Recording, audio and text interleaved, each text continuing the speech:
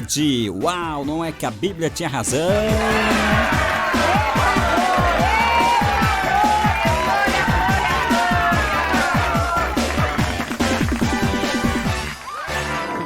E hoje, qual será a notícia bombástica que a gente tem? A pergunta bombástica. Na verdade, né? Tem sempre uma pergunta. A de ontem foi bombástica, que abalou as estruturas aqui da rádio. A irmã mandou uma bomba para nós aqui lá de Coelho Neto, Maranhão. Jogou de lá e o negócio foi grande, foi pesado ontem, né? A Bíblia tinha razão. E o de hoje, pelo que eu vi ali na tela, eu já respondi essa pergunta aqui várias vezes, né? Mas de vez em quando a gente tem que responder porque nem todo mundo estava acompanhando, né? E essa notícia, essa pergunta, cala a boca aí, risadinha, cala a boca. Ela sempre surge, essa pergunta sempre surge por aqui e a gente está sempre respondendo. É porque tem uma turma aí que fica incitando o povo, ensinando um bocado de heresia e tal, aquela coisa toda. Deixa o povo confuso, aí o povo vem para cá para a gente responder, né? A pergunta é da minha amiga Verônica, né? Vem lá de Teresina, estado do Piauí. A Verônica, ela quer saber se os anjos tiveram relação com as filhas dos homens, né? Vamos explicar aqui direitinho o que ela quer saber. Ela quer saber se os anjos, né? Os anjos tiveram relação com as filhas dos homens, né? O quê? Não acredito. Rapaz, é aquele famoso texto lá de Gênesis, capítulo 2, versículo 2 até o 4, né?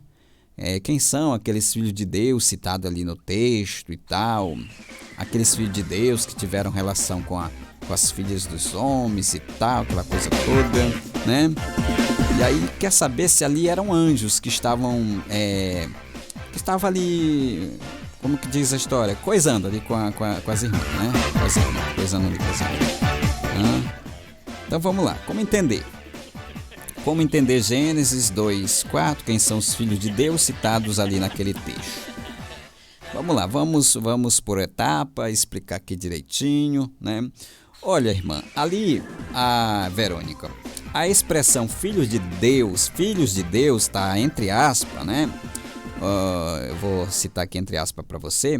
Ou filho de Deus tem emprego variado na Bíblia. A Bíblia, né, dá vários empregos para essa expressão. Em cada caso em que aparece a referida expressão, temos que fazer uma investigação minuciosa, né, para buscar manter a analogia geral das Sagradas Escrituras. Uma vez que essa analogia geral, ela é uma em contexto da Bíblia, né? Às vezes pode ser uma coisa e às vezes pode ser outra. Então, a gente tem que ficar atento para saber o que significa aquela expressão. Então, cabe aqui o que está escrito em 2 Pedro, capítulo 1, versículo 20. Nenhuma profecia da Escritura é de particular interpretação, né?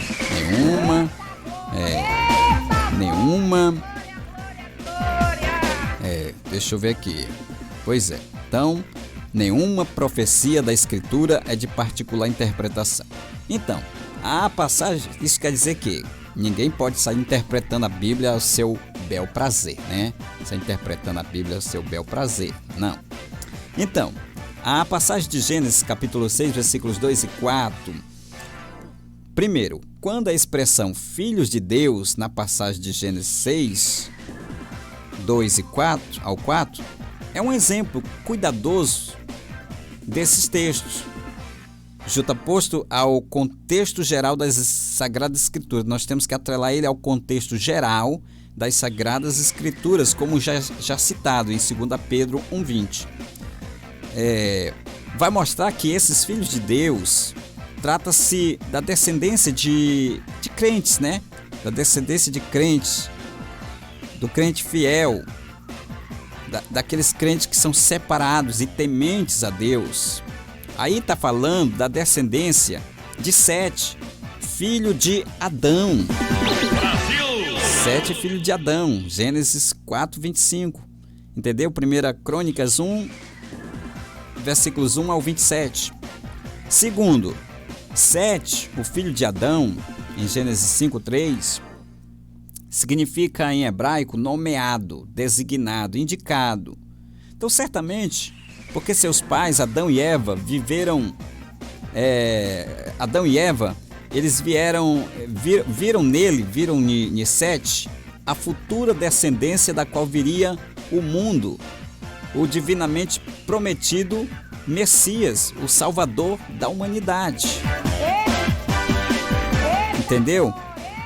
Então,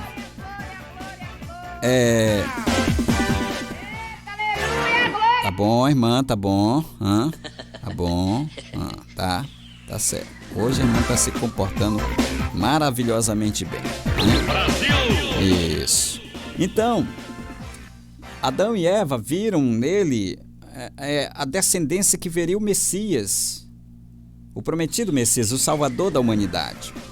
Terceiro, alguém difundir que aqueles filhos de Deus ali em Gênesis 6 significa anjos é não conhecer as Escrituras. E pior ainda, ensinar que a referida passagem trata da união carnal de anjos com mulheres apostatas, né? O quê? Não acredito. Mulheres que apostataram da fé. Como é que pode um anjo se relacionar com uma mulher? Anjo é espírito. Anjo não se relaciona com carne, ele é espiritual. Entendeu? Não dá para ter uma conjunção carnal entre um espírito e um ser de carne. Então isso é um absurdo. É uma apostasia terrível, né? Heresia grande, né? Heresia grande. Entendeu? Então, dizer que houve uma união carnal de anjos com mulheres apostatas e decaídas daquela época tenebrosa. Ora, conforme declara a Bíblia em Lucas capítulo 22, versículo 34 ao 36 e Mateus 22, 29, os anjos, consoante sua ordem, são seres celestiais, diferente dos seres humanos. Brasil! Diferente dos seres humanos. O ser humano é carne, os anjos são seres espirituais. Então não tem como, entendeu? São diferentes, são seres diferentes do homem. Não se casam, não se dão em relacionamento conjugal, não procriam. As incontáveis multidões de anjos que passaram a existir por um ato da criação de Deus, um decreto de Deus, e não pelo princípio da geração como se dá com os seres humanos. Então, é inadmissível aceitar um negócio desse, certo? Aí alguém vai dizer que aqueles gigantes lá de Gênesis 6, né? Que o mesmo termo em hebraico é nefilins, né? Os nefilins eram filhos de anjos e tal, que foram gerados com as mulheres. Pura heresia. Muita mentira para boi dormir, viu? Muita mentira para boi dormir, certo? Os nefilins aparece somente mais uma vez no Antigo Testamento, em Números capítulo 13, versículo 33. O versículo aqui, né, em evidência, declara que aqueles gigantes eram homens normais, né? Não acredito. Eram homens, era uma raça de pessoas, né? Eram homens.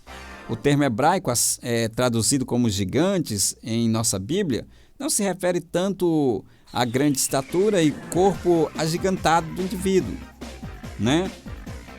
Mas antes também a sua valentia, porque eram valentes e violentos, eram agressivos, truculentos. Igual algumas autoridades nossas que nós temos hoje, alguns juízes que se portam como ditadores no nosso país, né? Que eu não vou citar aqui o nome, que eu não quero confusão com eles, que eles são agressivos, truculentos, né? E esses cidadãos, eles praticavam atrocidades, bestialidade, crueldade, brutalidade, né? E até mesmo vandalismo. Eu não acredito. Até mesmo vandalismo, referindo-se também, é óbvio, ao gigantismo físico. Então foi por isso que Deus deu cabo neles, né? No dilúvio. Deus resolveu dar um basta neles no dilúvio, né? Já era, acabou a valentia, acabou o espírito de grandeza. Deus matou todo mundo, né?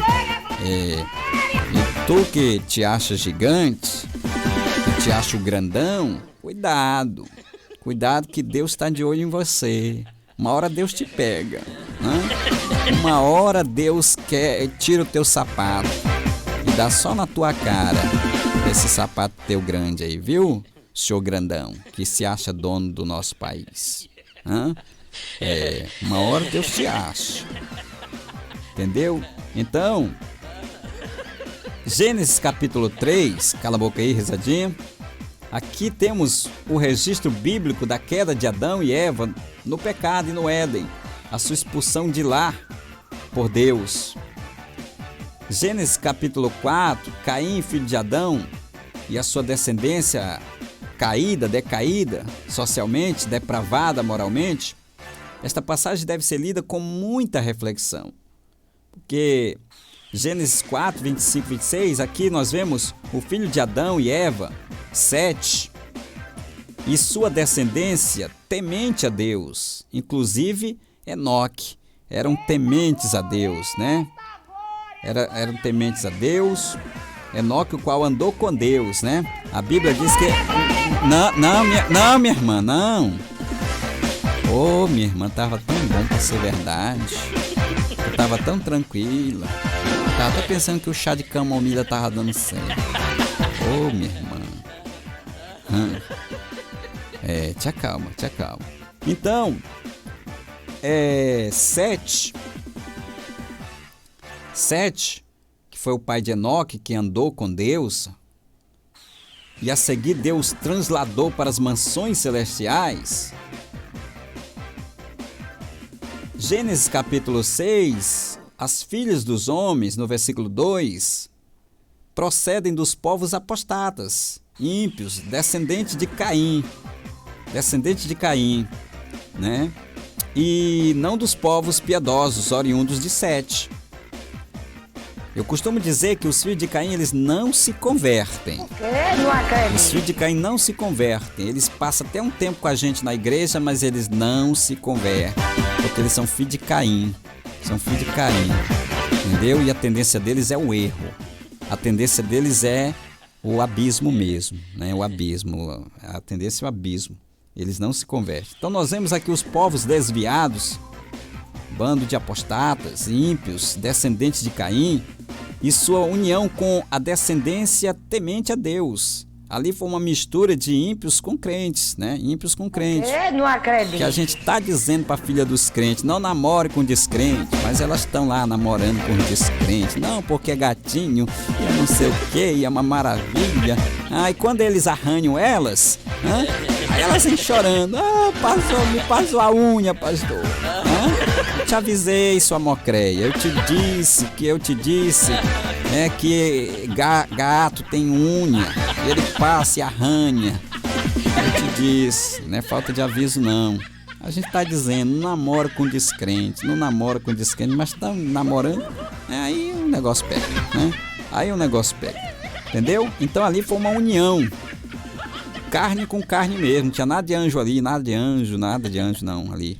Era carne, eram as filhas de Caim namorando com os filhos de Deus, que os filhos de Deus também às vezes são imprudentes.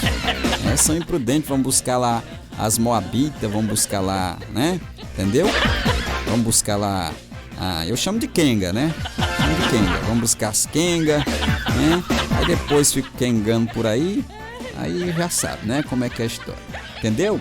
E no final nós chegamos a mais uma conclusão de quê? Uau! Não é que a Bíblia tinha razão?